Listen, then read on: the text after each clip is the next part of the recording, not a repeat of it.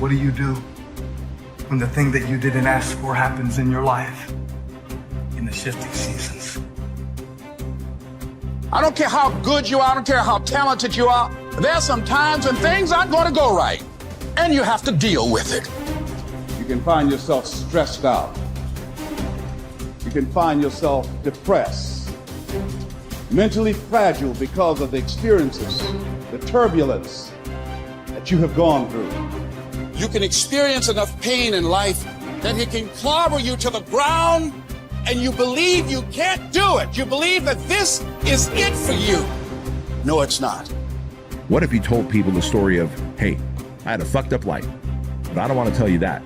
I'm going to tell you what I'm going to do next, and I'm going to go out and do it. That is what self-development is about. That is what peak performance is about. That is what breaking through self-limiting beliefs is about, is rewriting the story. Because as long as you have breath in your lungs, as long as your heart is beating, as long as you have consciousness in your mind, you can go and rewrite the story of how your life ends. Setbacks will happen. When they do, it's okay to cry, but eventually you have to get over it and move on. It is good to be uncomfortable. I've never met anybody who was terribly creative or gifted or strong in leadership who was also comfortable. It's always those people who say, is there not a cause? Those exceptional people who are uncomfortable with the times and rise to the challenge because they refuse to allow the chaos around them to determine the conqueror within them.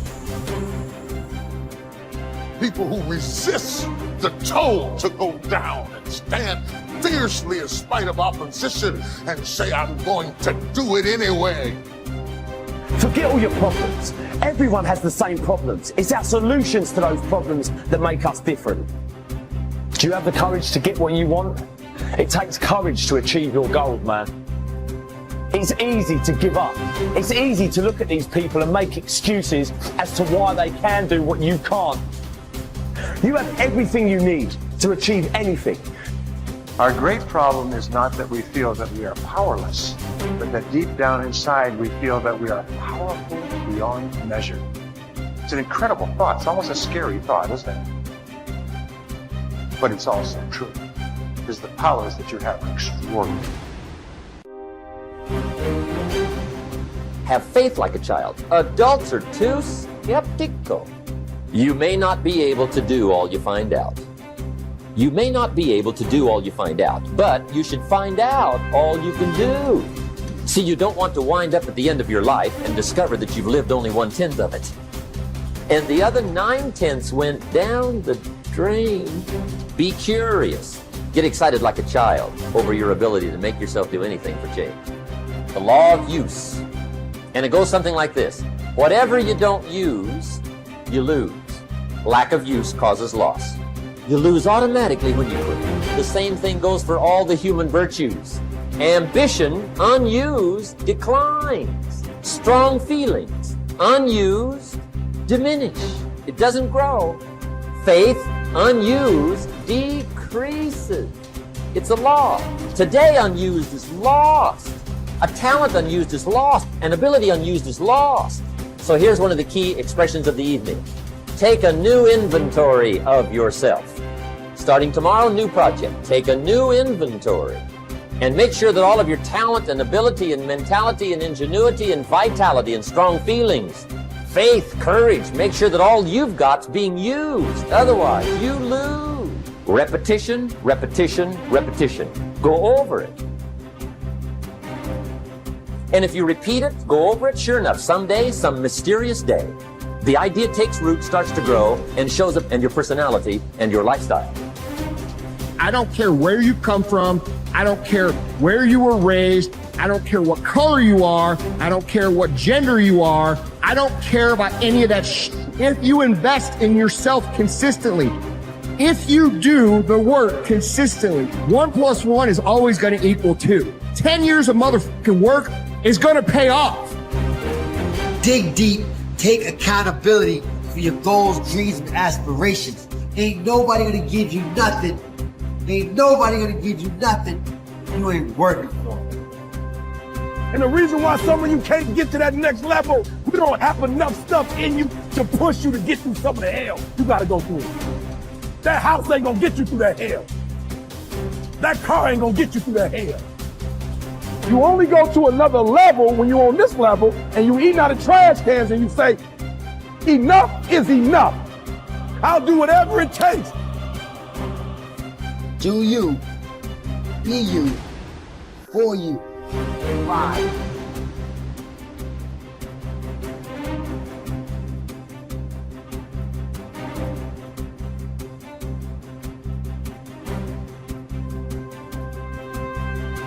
You should treat yourself like you're someone responsible for helping.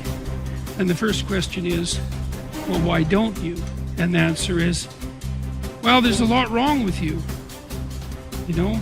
And it's hard to exercise enough love and care in a deep and non-naive way to care properly for something like that. It's an encouragement to assume, to act out the proposition that even if life is as difficult as it seems to be, and if you're as vulnerable and weak in a fundamental sense as you definitely are, and characterized by this terrible propensity for the infliction of voluntary suffering on yourself and others, and that destructive tendency, that there's still something within you that's so remarkable and so aligned with order and being in the proper manner that you can climb above that, let's say like Abel, and that you can make the proper sacrifices, and that you can set yourself right, and you can set your family right, and you can set the world right, and that the mere possibility that that might occur, that that might be within the realm of potential, means that you have a moral obligation to exercise the responsibility to take care of yourself as if you're something that matters. And that if you did that properly, it might turn out that what you did would matter, that it would matter to you, that it would be meaningful in the way that things that matter are meaningful, and that it would matter to everyone around you.